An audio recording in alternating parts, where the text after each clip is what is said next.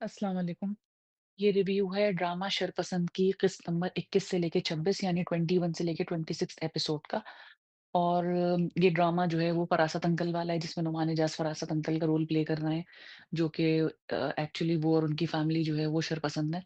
ऐसे लोग जो बुराई को पसंद करते हैं और बुराई फैलाते हैं और दूसरों को तकलीफ पहुँचाते हैं।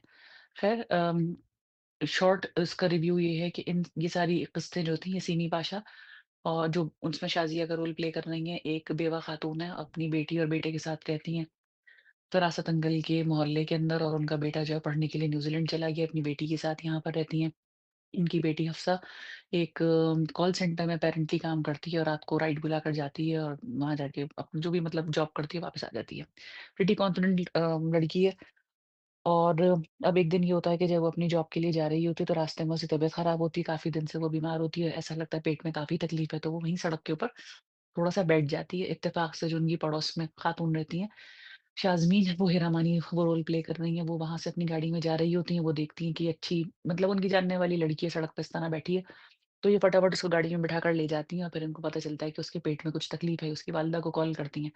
वालिदा जो है वो तशरीफ़ लाती हैं, तो पता चलता है कि उस लड़की की ओवरी में सिस्ट है। तो ये पता चलने के ऊपर जो इस लड़की जिसके सिस्ट होता है, इसकी मदर जो होती हैं, सीमी पाशा, शाज़िया, वो बहुत ज़्यादा परेशान हो जाती हैं और वो फ़ौरन ये कहती हैं कि हमने तुम्हारी मंगनी कर रखी है। पड़ोस के घर में उन्होंने हम्माद नाम के एक लड़के से मंगनी कर रखी होती है। अगर हमने जो है वो उसको बता दिया और क्योंकि उसकी अम्मा बहुत ही नेगेटिव थिंकर है और बहुत ही शक्की मिज़ाज औरत है, अगर उसको ये बात पता चल गई कि तुम्हारी ओवरी में सिस्ट है, तो वो तो पता नहीं क्या समझेंगी कि पता नहीं तुम्हारी औलाद भी हो सकती है या नहीं हो सकती। तो वो तुम्हारी एंगेजमेंट खत्म कर देंगी, लिहाज़ा मैं उसको हरगिज़ नहीं बताऊँगी और हम ऐसा करते हैं कि जाके इसका ऑपरेशन करा लेते हैं और हम उनको नहीं बताते। इत्तेफ़ाक की बात ये होती है कि वो लड़का और जो उसकी मदर होती हैं, वो किसी रिश्तेदार के इंतकाल के अंदर हैदराबाद गए हुए होते हैं और जिस दिन ये लोग प्लान बनाते हैं कि हम सर्जरी करवाएँगे, इत्तेफ़ाक से वो लड़का फ़ोन करता है कि हम आज ही वापस आ रहे हैं। अब इनके दिमाग में क्या ऐसी बात आती है कि ये उस लड़के से कहलवा देती हैं अपनी बेटी से कि तुम अपने मंगेतर से कह दो कि हम भी किसी के इंतकाल में नवाबशाह जा रहे हैं। और वो लोग बड़े हैरान होते हैं कि हम 20-25 साल से एक ही मोहल्ले में रह रहे हैं और हमें अच्छी तरीके से ये बात पता है कि नवाबशाह के अंदर तुम्हारा कोई रिश्तेदार नहीं रहता। लेकिन ख़ैर वो कहते नहीं है, लेकिन उनको हैरत बहुत होती है। फिर ये जब राइड बुला के जाने लगती हैं तो ये सोचती हैं कि मैं और चालाकी करूँ, ये मज़ीद एक पड़ोसन की घंटी बजा के उनसे कह देती हैं कि मैं जो हूँ वो जा रही हूँ नवाबशाह किसी के इंतकाल में और मेरा एक पार्सल आएगा, तो तुम वो पार्सल रिसीव कर लेना। तो बेटी हैरान होके अफ़सा पूछती है कि आपने इस तरह से क्यों कहा? तो कहती है भई मैं गवाह बना रही हूँ ताकि लोगों को पता रहे कि हम नवाबशाह जा रहे हैं। खैर ये वहाँ जाके हॉस्पिटल के अंदर एडमिट हो जाती हैं और उसके बाद इनका वहाँ पर ऑपरेशन होता है, जिसमें एक बात मुझे बड़ी अजीब लगी कि जब ये जा रही होती हैं तो नुमान एजाज जो फरासत अंकल होते हैं वो इनका पीछा करते हैं और जाके देख लेते हैं कि ये किस हॉस्पिटल में एडमिट हुई हैं और कहाँ गई हैं। उसके बाद वो अगले दिन भी वहाँ जाते हैं। इस लड़की का ऑपरेशन हो गया होता है तो फिर इसको थोड़ी सी वॉक इसकी मदर करा रही होती हैं। तो फरासत अंकल जो होते हैं वो इसकी वीडियो बना लेते हैं और साथ में गायनी वार्ड जो लिखा होता है उसकी भी वीडियो बना लेते हैं और घर आके, क्योंकि वो एक जाहिल आदमी होता है, तो उनके दिमाग में मतलब पढ़े लिखे जाहिल जो टाइप के लोग होते हैं ना वो होता है। तो उनके दिमाग में गायनी वार्ड का मतलब बस एक ही बात है, क्योंकि बच्चे हो रहे हैं, डिलीवरियाँ हो रही हैं, अबॉर्शन हो रहे हैं, मिसकैरेजेस हो रहे हैं। दूसरी कोई चीज़ उनके नज़दीक जो है वो गायनी का वो नहीं है, काम नहीं है गायनी डॉक्टर का। तो वो और उनकी बेगम मिलके सारे मोहल्ले में ये बात मशहूर कर देते हैं कि ये लड़की शायद शादी के बगैर इसने लड़की ने कंसीव कर लिया है और शायद ये प्रेग्नेंट हो गई है, इस वजह से ये यहाँ पर गई है और ये जाके अपना जो है अबॉर्शन करा रही है। किस्सा मुख्तसर ये सारी बात सारे मोहल्ले में फैल जाती है और सब लोग बहुत ज़्यादा परेशान होते हैं। फिर ये होता है कि एक खातून जाके ये सारी बात इस लड़की के मंगेतर और उसकी अम्मा को बता देती हैं और उनको वीडियो भी दिखा देती हैं। उसका नुकसान ये होता है कि वो लड़का कहता है कि मैं मंगनी तोड़ दूँगा और उसको पता चल जाता है कि ये किस हॉस्पिटल के अंदर एडमिट है इन्हीं सारे लोगों से, मैं अननेसेसरी डिटेल्स में नहीं जा रही। और वो लड़का वहाँ पर आ जाता है और आके इनको बहुत बातें सुनाता है। वहाँ ड्रामे में इन्होंने औरत के मसाइल लोगों की नासमझी के ऊपर तो अच्छी रोशनी डाली कि ओवरी का सिस्ट है, लोग उसको क्या बना देते हैं। और एक खतरा ये भी हो सकता था सास को कि भई कहीं ऐसा ना हो कि ओवरी का ऑपरेशन होने से कल को ये लड़की प्रेग्नेंट ना हो सके तो इनके खानदान का क्या होगा, वाली चीज़ थी। लेकिन इसके अंदर एक चीज़ उन्होंने वहाँ बहुत ओवर कर दी कि वो लड़का वहाँ लड़ने के लिए आ जाता है मंगेतर आके बहुत बुरा-भला कहता है कि तुम खराब लड़की हो, तुम्हारा कैरेक्टर खराब है ये। तो माँ जो है वो चुपचाप खड़ी रोती रहती है, ना डॉक्टर को बुलाती हैं, ना एक दफ़ा कहती हैं कि मेरी बेटी का कोई कसूर नहीं है, जबकि वो लड़की हफ्सा 100 दफ़ा अम्मा से कहती है कि हम यहाँ झूठ बोलने की कोई ज़रूरत नहीं, हम सारी बात सच बता देते हैं। जो भाई न्यूज़ीलैंड में, वो भी उस वक़्त यही कहता है कि अगर अम्मी को छुपाना ठीक लग रहा है तो हम छुपा लेते हैं, हम नहीं बताते। वो भी उस वक़्त ये नहीं कहता कि भई आप सच बोलें, अभी बुला के उनको बता दें, कल को ये बात खुल गई और शादी के बाद अगर उनको पता चला तो क्या होगा? वो भी ये मशवरा नहीं देता और ये छुपा कर आ जाती हैं, उस तरह इनकी मंगनी टूट जाती है। अब जब ये सब कुछ करा के अपने घर आती हैं तो लोग इनको बहुत लान-तान करते हैं, लोग इनका दरवाज़े बजा-बजा के, पत्थर मार-मार के इनको तंग करते हैं। फिर ये रात को महसूस करती हैं कि इनकी बेटी को बहुत ज़्यादा बुखार हो गया है और वो बहुत ज़्यादा बीमार हो गई है, तो ये बहुत परेशान होती हैं, बाहर निकल कर जाती हैं भागती हुई। इनका बेटा ऑनलाइन फ़ोन के ऊपर बात कर रहा होता है और ये कहती हैं, "मैं इसको छोड़ के कैसे जाऊँ किसी को मदद के लिए बुलाने के लिए?" तो वो कहता है, "आप फ़ोन इसके पास रख दें, वीडियो कॉल है, मैं इसको देख रहा हूँ, आप बाहर जाके कोई हेल्प लेकर आएँ।" सड़क पर जाती हैं, बाहर जाके सारे जो मोहल्लेदार होते हैं, उनके दरवाज़े बजाती हैं और एक-एक से कहती हैं कि मेरी बेटी को हॉस्पिटल ले चलो, लेकिन कोई लेके नहीं जाता। ये बात बहुत ही अहमकाना थी, टू बी वेरी फ्रैंक, इसलिए कि देखें ये लेट 70s में, अर्ली 80s में होता था कि दिलीप कुमार गाड़ियों के पीछे-पीछे भाग रहे हैं और एक-एक आदमी से कह रहे हैं कि अरे भाई कोई मेरी बीवी को अस्पताल ले चलो, अरे भाई कोई है।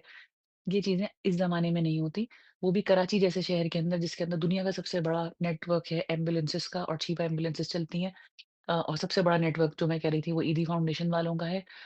उस शहर के अंदर और जब इनकी बेटी मुसलसल पिछली किस्तों के अंदर बहुत इन्होंने टाइम ज़ाया किया कि मैं राइड को कॉल कर रही हूँ, मैं राइड में बैठ के जा रही हूँ, राइड कैंसल हो गई है। तो ये एक राइड को कॉल कर सकती थी, बुला सकती थी, किसी एम्बुलेंस को बुला सकती थी, लेकिन इन्होंने बिल्कुल ज़हमत नहीं करी।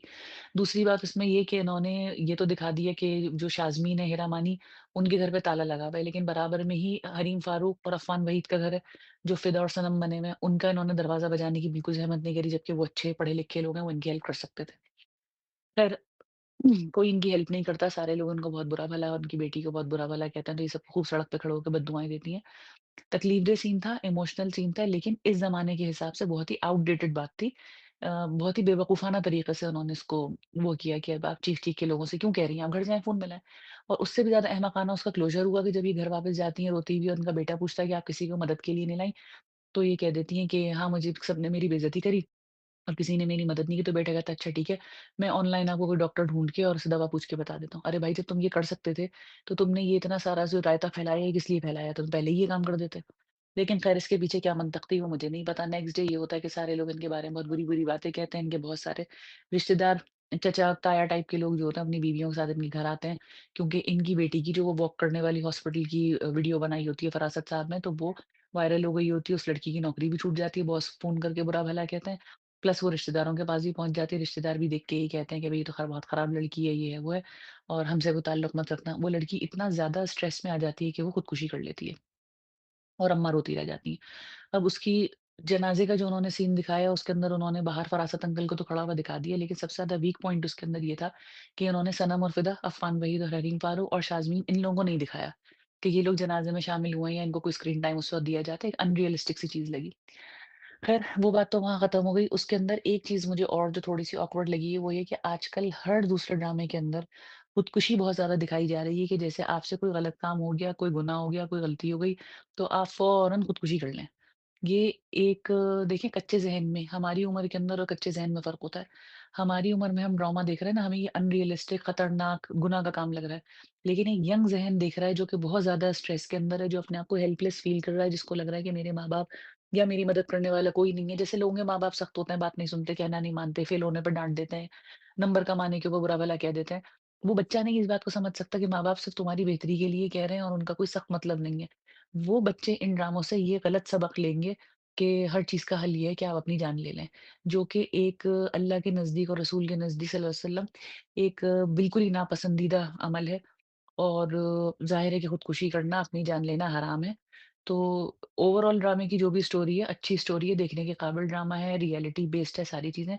लेकिन ये खुदकुशी का जो एक उन्होंने नया तरीका निकाला है कि हर दूसरे पिछले दिनों ड्रामा मोहरा निकला है, उसके अंदर एक बहन ने खुदकुशी कर ली होती है सिमिलर रीज़न्स की वज़ह से।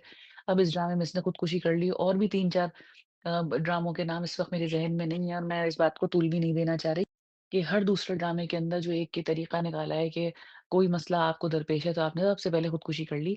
ये बहुत गलत तरीका है, इसको प्रमोट नहीं करें, इससे सोसाइटी के ऊपर भी बुरा असर पड़ रहा है। सेकेंडली ये कि हमारा ड्रामा और हर चीज़ हमारे कल्चर और रिलिजन से मिलती है जाके। हम ड्रामे में कोई ऐसी चीज़ नहीं दिखा सकते जो हमारे रिलिजन से तालमेल ना खाती हो। और जो चीज़ हमारे कल्चर से बहुत जिसे कहते हैं ना बिल्कुल ही हटकर हो, कभी-कभार दिखा देते हैं एलीट क्लास में, ये बिल्कुल लो क्लास के अंदर, लेकिन बहरहाल ये है कि खुदकुशी को प्रमोट करना, क्योंकि देखिए ये प्रमोशन ही है। कोई ये कहेगा कि ये तो हमने नहीं प्रमोशन नहीं दिखाई, लेकिन आपने उसका कोई साइड इफेक्ट तो नहीं दिखाया जा रहा है। आप ये तो नहीं दिखा सकते कि अब मरने के बाद क्या हुआ या कयामत वाले दिन क्या होगा। लेकिन कम से कम उसको बुरे वे में कहें।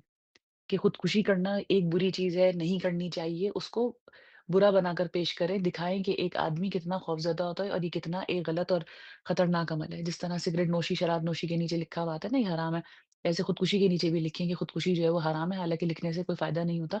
लेकिन बहरहाल एक ये थोड़ी-सी चीज़ जो है करनी चाहिए और मेरा पर्सनल ख़्याल ये है कि इसको मैं ये यूँ चेंज कर सकते थे कि इसको लड़की को मारना ही था और अम्मा को इस तरह लोगों के लिए भागना ही था, तो ये दिखाते हैं कि लड़की सीढ़ियों से अपैरेंटली गिर गई है और उसका सर्वर फट गया, खून बहुत बह रहा है। इसलिए माँ जो है वो भागी-भागी जा रही है, जाके एक-एक से मदद माँग रही है और एम्बुलेंस बुलाने का जैसे टाइम नहीं है या कुछ इस तरह की बात और फिर ये पड़े-पड़े खून बहने से मर गई ताकि खुदकुशी को ही कंप्लीटली इस चीज़ में से ओमिट कर देते और इसके अंदर जो है ना जो मरने का एलिमेंट था वो अपनी जगह पर मौजूद रहता। क्योंकि इतनी नेक माँ है, इतनी बेवा होने के बावजूद शराफ़त के साथ वो ज़िंदगी गुज़ार रही है, तो उसकी तरबियत कहाँ है? और जो लड़की इतनी कॉन्फिडेंट थी, तालीमी याफ़्ता थी, वो भी हिम्मत नहीं कर सकी और वो इस तरीके से मर गई। तो ये एक गलत थोड़ा-सा मैसेज है। मेरा ज़ाती ख़्याल ये है कि इसके अंदर मैसेज थोड़ा-सा पॉज़िटिव होता और इस लड़की को कमज़ोर दिखाने के बजाय कि खुदकुशी कर रही है, तबई मौत दिखा देते कि ये मतलब तबई से मुराद ये है कि हालात की वज़ह से एक मौत हो गई, भई पाँव फिसल गया, कुछ ऐसी चीज़ वीक थी, हॉस्पिटल से आई थी, ऊपर चढ़ रही थी, सीढ़ियों पे गिर गई, इस तरह का कोई सीन इसके अंदर बना देते, तो वो ज़्यादा बेहतर होता। बाकी ओवरऑल ये ड्रामा अच्छा है, नुमान इजाज़ की एक्टिंग हमेशा की तरह से बहुत अच्छी, बहुत बेहतरीन एक्टिंग है। नादिया अफ़गान अब मुझे थोड़ी-सी ओवर लग रही हैं। उनका कैसे कर लेते हैं आप, बहुत फ़ोर्स्ड हो गया है और जो उनकी बेटी बनी हुई है लड़की ईमान, वो हर ड्रामे के अंदर जो है ना, ये खबीस लड़कियों वाली एक्टिंग करती है और कमाल की खबीस एक्टिंग करती है कि वो लगती है ऐसी कि हाँ, ये ऐसी होगी। जो दूसरी बहन बनी हुई है मिनाहिल, वो मुझे बिल्कुल अच्छी नहीं लग रही। मुझे उसकी ना एक्टिंग समझ में आ रही है, ना मुझे उसका कैरेक्टर और रोल समझ में आ रहा है और अजीब-सी मतलब वो है बेकार-सी। और इसके अंदर अब शुक्र है कि सनम और फिदा का जो रोना था बेबी वाला वो किस्सा फिलहाल खत्म हो गया। शाज़मीन के पास जो खाला पड़ी हुई है वो सीन्स बहुत अब बोरिंग हो गए। खाला जो है वो रो क्यों रही हैं मुसलसल बीमारी में ये मेरी समझ में नहीं आ रहा कि वो पागल हो गई हैं तो मुसलसल रोई क्यों जा रही हैं और डरी क्यों जा रही हैं। वो चीज़ जो है अब बहुत ज़्यादा ओवर हो गई है। उसको अब दिखाने की ज़रूरत नहीं है। अब उनका बेटा ऑस्ट्रेलिया से आ गया है तो वो अब खुद ख़्याल रखे अपनी अम्मा को कहना मानती हैं, नहीं मानती। नर्स के साथ उठा के उनको लेके जाए। वो चीज़ एक रेपिटेटिव हो गई है। बाकी के ओवरऑल ड्रामा अच्छा है और देखने के काबिल है। आई रिकमेंड कि हाँ, ये पाकिस्तानी अच्छा ड्रामा है इसको